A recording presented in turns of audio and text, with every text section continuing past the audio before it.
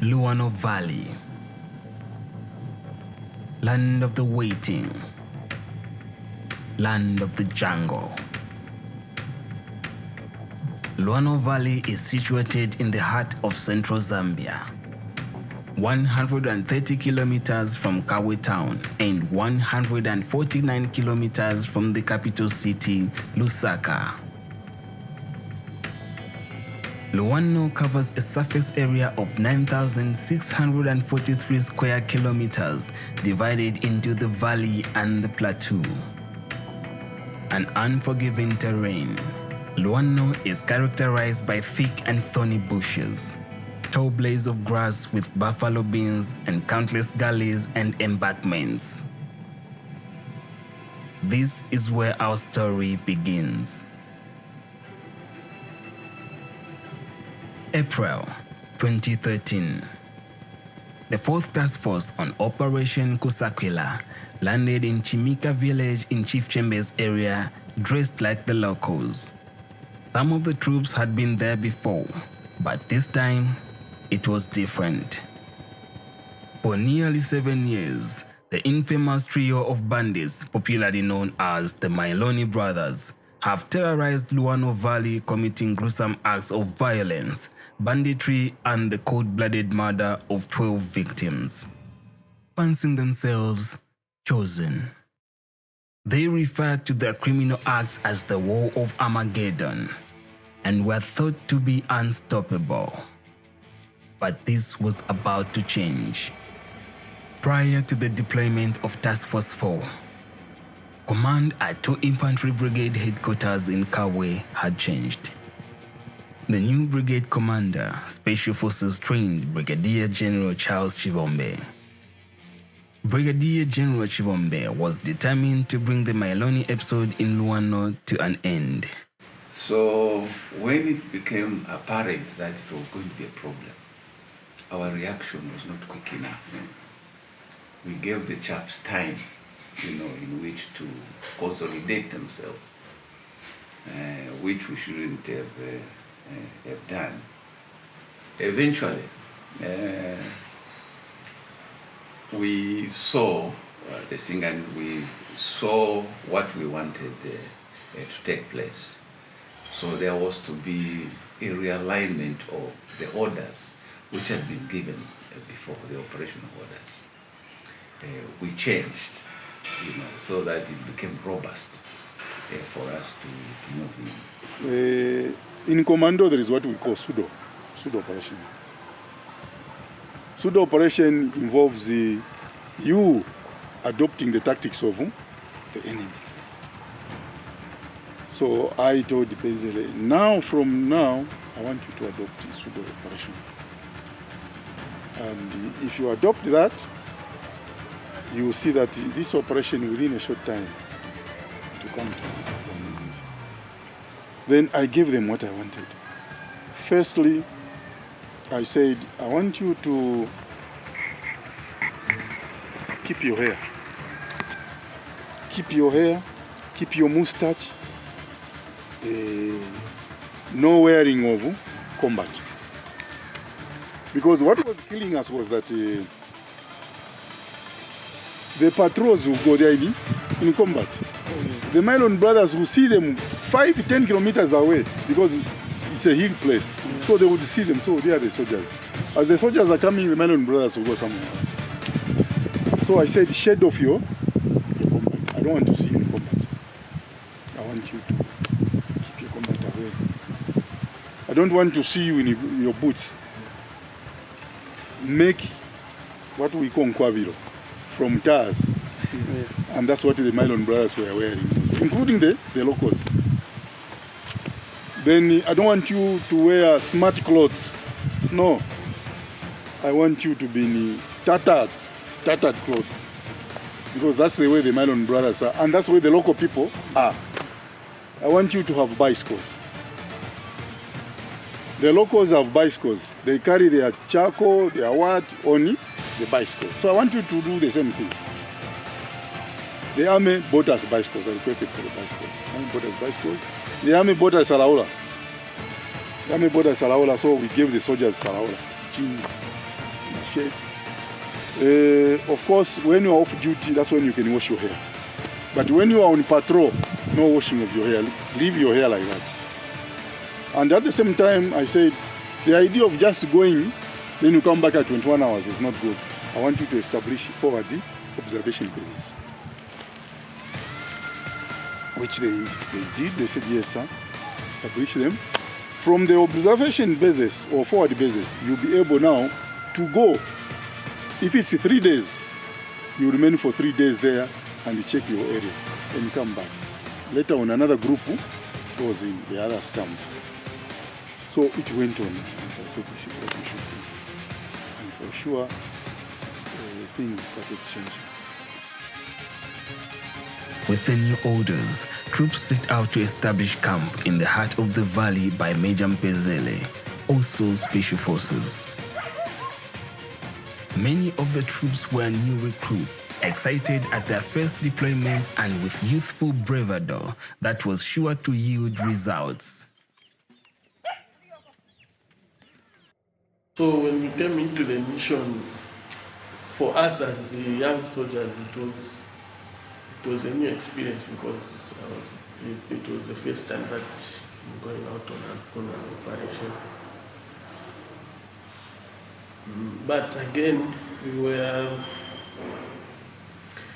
had a lot of old soldiers, so to say, who accompanied the company. So they would tell us to learn from them, because some of them were going there for like the second time, the same operation. Secular operations, it was difficult. But we promised the commander that we are going to bring those criminals in 1 week time. Not knowing that the area there is too vast. We thought maybe it was like maybe Shindu embarrassing. Not knowing that the area there is too vast and mountainous.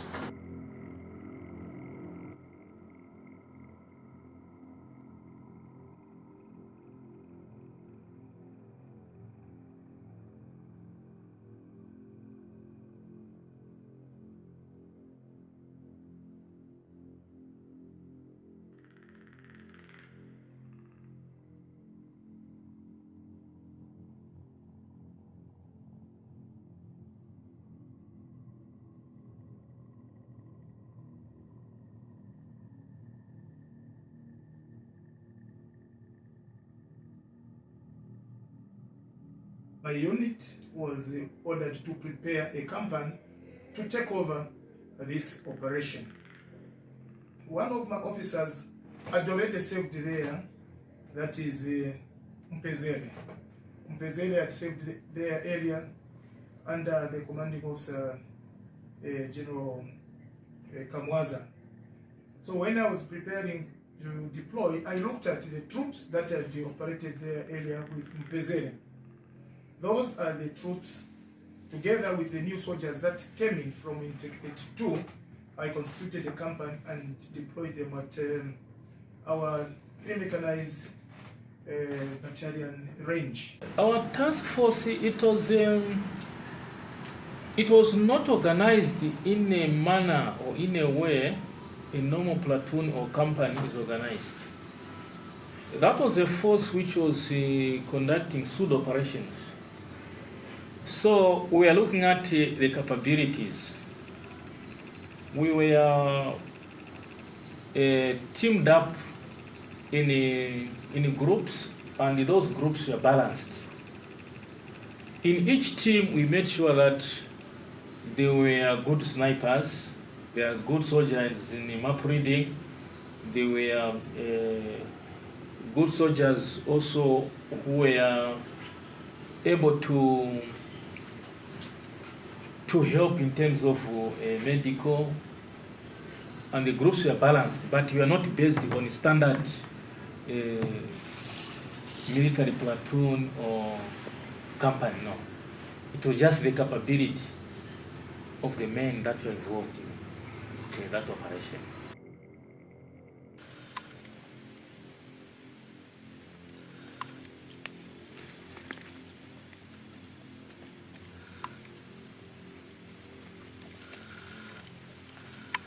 So what we did, we quickly went to the range where we are doing what we call scenario training. I could just come up with the scenarios. I pick up a balanced team. I indicate to them, take for instance, the Mailoni brothers have been seen fishing in a river. I just assume that there is a river somewhere. Then I give that scenario and a team will go now. I see how they can approach that river.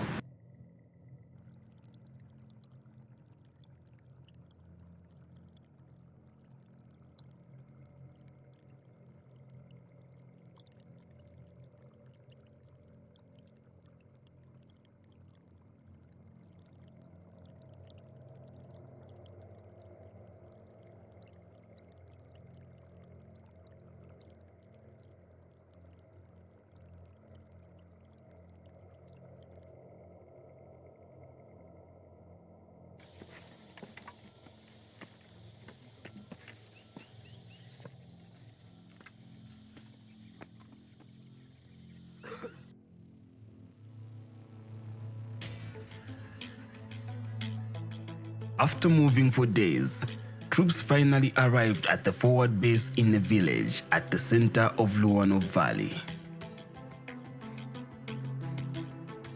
The village, once used before, was strategically located to allow for long-range patrols that could cover most parts of the valley and parts of the plateau.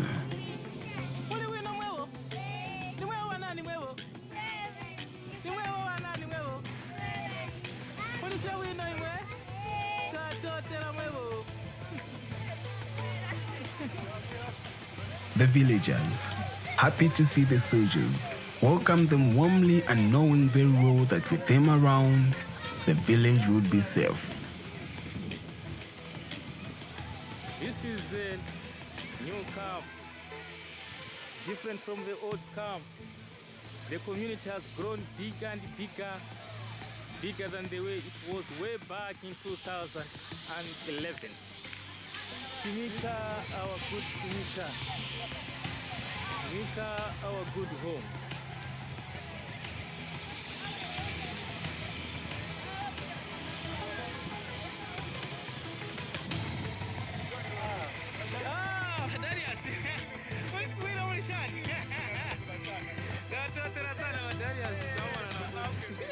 Okay.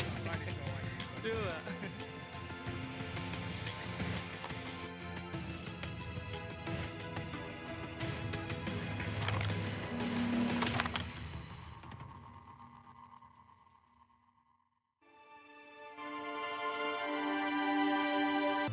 Luano is often referred to as the land of the waiting. It is said that life in Luano is so simple that even a lazy but patient man can survive.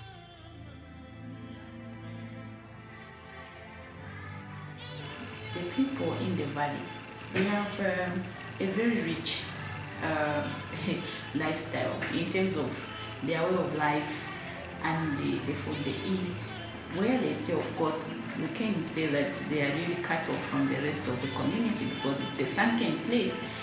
But essentially, Luano Valley is very expansive and extensive as well. So the lifestyle of the people there being followed, because they follow, the settlements are along the Musemfa River. Because the Musemfa River is very rich in marine life or water life, you find a lot of fish there, they do a lot of fishing. So one of their livelihoods is around fishing. And then it's rich in game. The people in the valley are hunters because they live with game. So they have a lot of hunting skills. When you are born as a boy in Luano Valley, you are growing up, those are the things that they pay attention to. You got to know how to hunt, how to trap animals, how to kill using spears, that is of course animals, and also how to fish.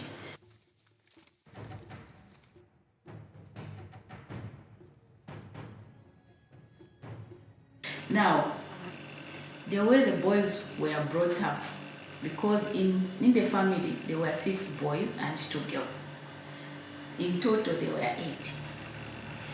So the mother took up the responsibility of raising the whole family after the husband died. The husband died, the year was not specific, but he died when they were quite young as a family, because all of them are from the Mailoni Kokolo and Janet and Jim. Janet and Jim is the mother to the Mailoni brothers.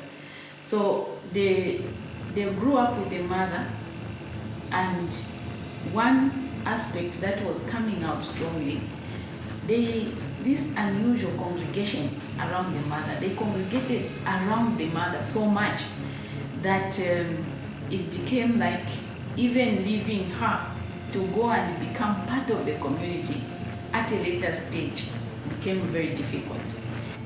The other boys were kind of mild and not as vicious as Tunda, but they had this common theme of brotherhood. If you start a fight with one of the Mailoni brothers, you have started a fight with the rest of them.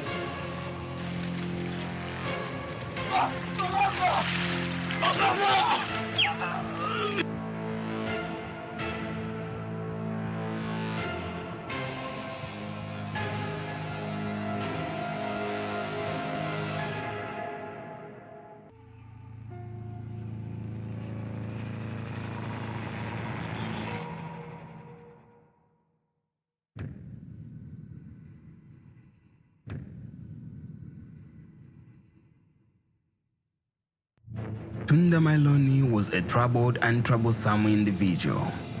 He was the second youngest of the brothers, yet the most brutal and unpredictable. Prior to the killings, it is believed Tunda visited a diviner. Tunda suffered from acute paranoia, hallucinations, and episodes of dementia.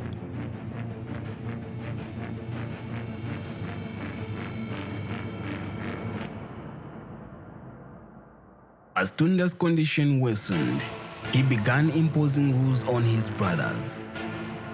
Tunda introduced mandatory fasting, and the brothers would go for days without food or water, singing religious hymns. Mixing with the locals was forbidden, as was wearing anything red.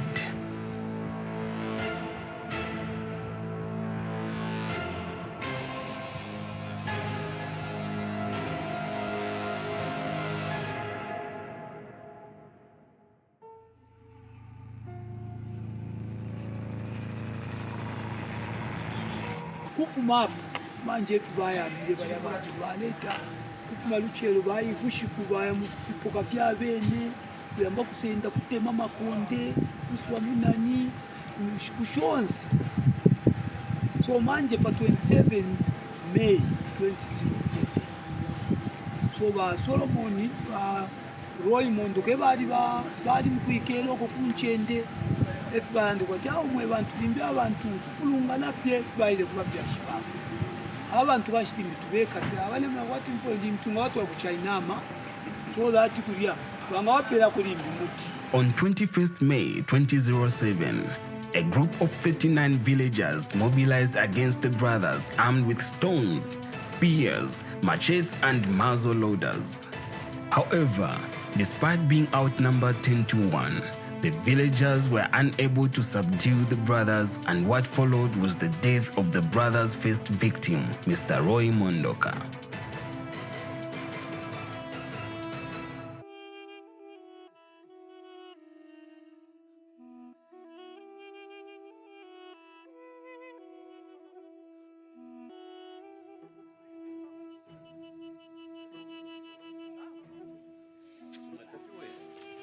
Refi suma takwaba eko beka refi fishi firechi tika muno mushinomba. Out of grief and anger, Mr. Mondoka's son, Roy, picked up another of his father's muzzle loaders and went after the brothers.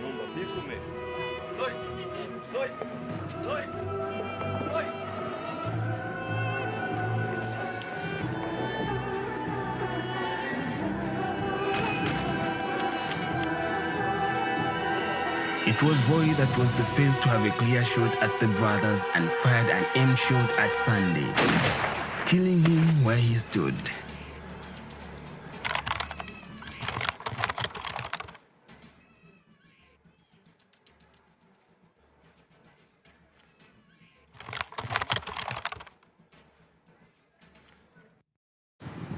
The brothers started their killings according to the information that we collected. Their first victim, Mr. Mondoroka, was killed in self-defense. And knowing that they had killed someone, they had to run away from justice, go in the bush. And to survive, they now started attacking the villagers and some of them killing them. There are a number of them that survived their attacks, but those that they killed, we find that they actually would use their spears and the victims would be stabbed not less than 14 times. There's also a list that they had of those that they would have killed. And when they kill their next victim, they would go and record it. And say, we have killed this person, he is the fourth one, for example. Meaning that there was a list that they were following.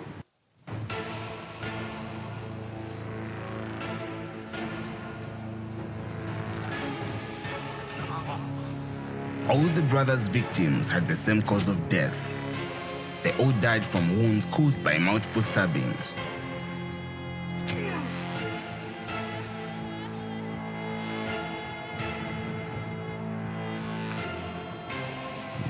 Now, in their write-ups, you find certain consistencies. For example, witchcraft. They hated witchcraft. And so they would always refer to biblical verses that had to do with witchcraft and how God hates witchcraft. They also hated adultery, fornication. They would always write about verses that were referring to the fates of those that were adulterers. Having talked to the people in Luano, all of them attested to the fact that they had no chance. The Mailoni brothers are a clear example of mastery of the environment. These brothers were also quite sharp. They were quite intelligent. They devised their own tactics. For example, they would change the sole of their shoe.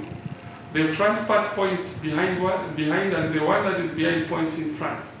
And as they are advancing or moving to wherever they are going, when you trace their footprints, you would think they are going in the direction they are actually coming from. This is a village with state with no prior military training, no arms, but use of psychological warfare on the people who knew their terrain but attacked.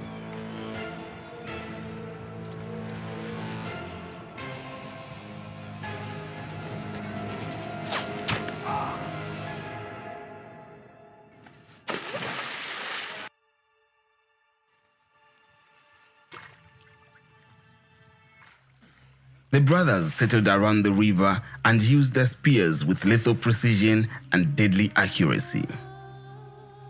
They always seemed to be one step ahead of the law enforcers. I want to say that it was quite a tedious operation. And soldiers were, if you have been to Lano Valley, it's not an easy place.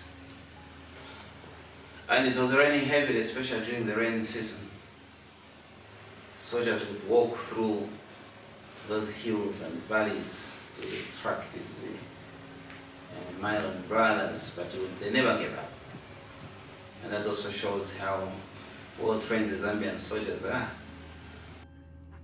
So Noroba bambire natunda nishine ndiku skoro kuchiromba soro naire mu 2007 unapwishe mu December leo nasangira timi karire kujana ichinja takuri kwenda mari endere we are not the people are not free to move so esho naire kwa kumushina na ikara twakere fya fyo ndonko fetu kubaipa na twikara nomba yo cyashire kiramu nomba abantu nomba yero bafumye nomba kwati fwe twaraikara across to the other side of the river china headman na abantu bagwe babuka kai kuya kuko twaraikara kwa ali same area ya wena tunda so twariti na maybe one day baraza mungu tuchita attack kuya kuno point so bonse kuya twari kukatwari ya the other side of the river muri ba headman table so kulia kulingane nikade abantu tabari free nimyendere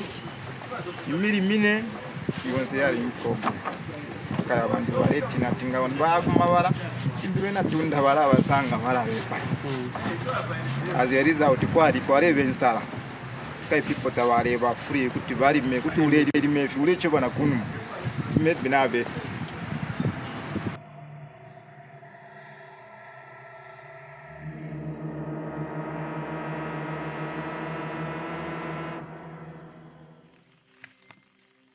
The brothers killed and had no regards for men, women, or children. No one knew where the brothers were and when they would show up. But one thing was certain, meeting them only meant death.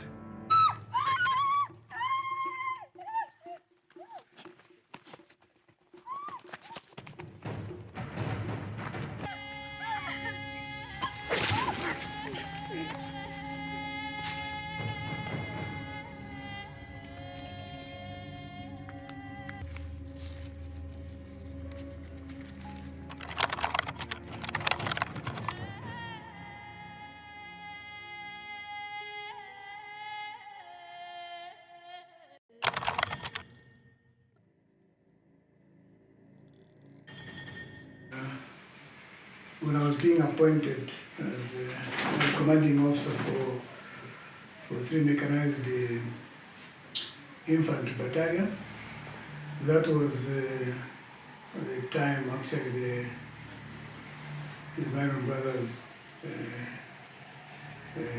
were a menace in the Rwanda Valley.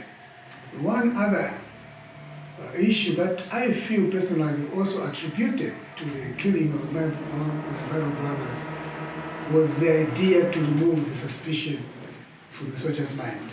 And I think for me that was my starting point. I realized that because of this superstition they had, it was not going to be they are not going to perform very effectively in the field, because they believed that these guys were using juju. In actual fact, there was no juju involved. So what I did as the first task was to ensure that I changed the mindset of the soldiers.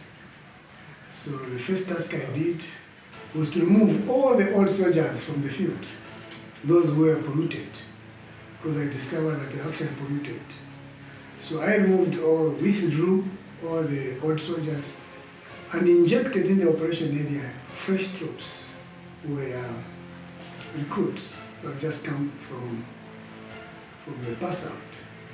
So those are the troops that we injected in the operation area so that we can have fresh troops, fresh minds who are going to be objective with the task. I can say it is out of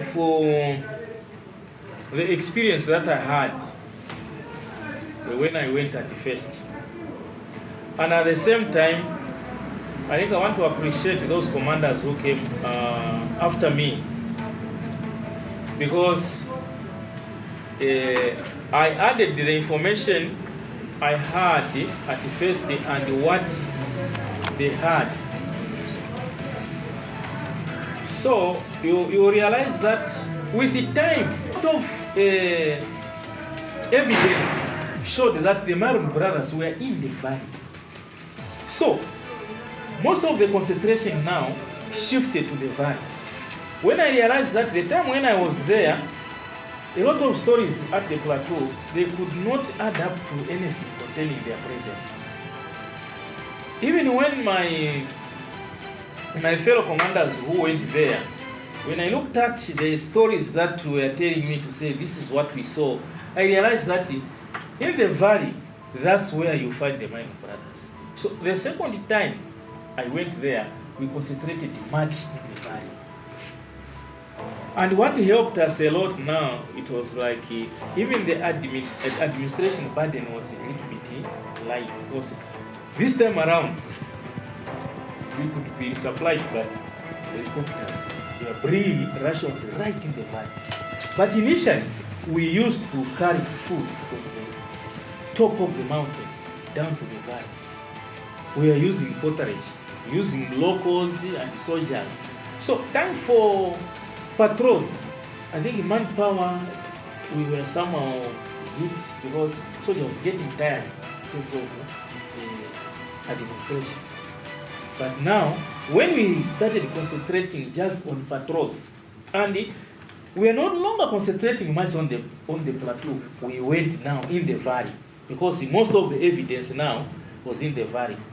The first evidence in the valley was when I was there, we found some meal, some shoes, and some other food items that those were abandoned by the Mailoni brothers. It was long suspected that the brothers were being aided by some of the villagers, and some of the suspects included their sister, an uncle, and of course their mother. The brothers would also extort information and other supplies from the locals that went out hunting or to check on their animal traps. Therefore, to isolate the brothers, the troops introduced curfews, and they also began laying ambushes. They would also escort the villagers on their routine tasks, and in doing so, the world that the brothers were operating in became smaller and smaller.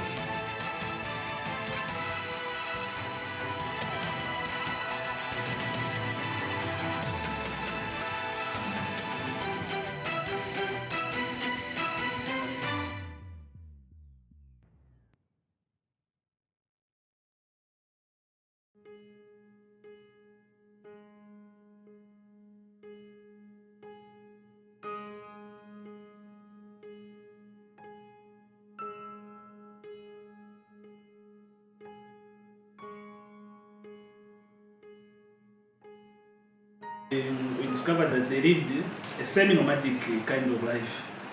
But to an untrained eye, maybe they would think that we were just randomly selecting those places.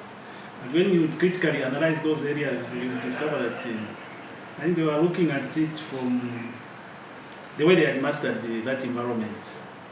And that was the reason why it was very difficult, even for the military personnel and the police to get them. That is the reason why some people are thinking that maybe they were using charms to disappear and reappear in certain areas. But I think it all boils back to the use of terrain. There was no witchcraft. The chaps were just well trained. They knew what they were doing. You know, as to witchcraft, no, there was nothing like that. On the day that the brothers were gunned down, some of the locals had requested for escort to go and check on their animal traps. The troops had moved for close to 6 hours from the camp, which was at Chimika, to River Mwalala, where actually the brothers were discovered.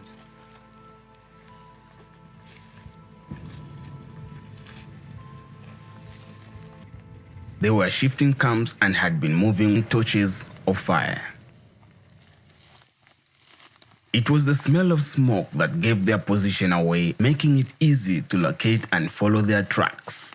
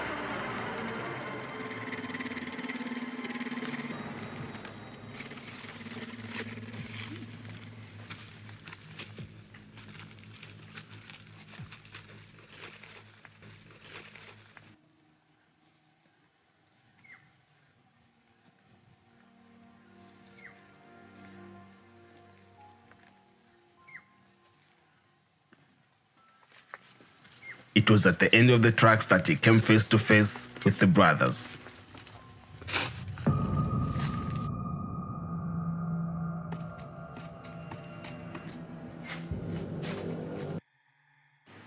I think for one thing, I knew that I couldn't outrun them. That's one thing. I knew that I couldn't outrun them. And also I knew that if I don't kill them, they are going to kill me. So I just had to stand. And also, those locals, they had faith in me, because the moment we started following the footsteps, they were moving at a distance. I was in front, then they stayed back. So maybe they had confidence in me, so I wouldn't want to disappoint them, also to join them running. So I stood my ground. That's why I stood my ground. Seeing the soldier, the brothers immediately charged with their spears in hand. With the lives of the locals at risk and unable to stop the brothers in any other way, Private Shapila had no option to fire.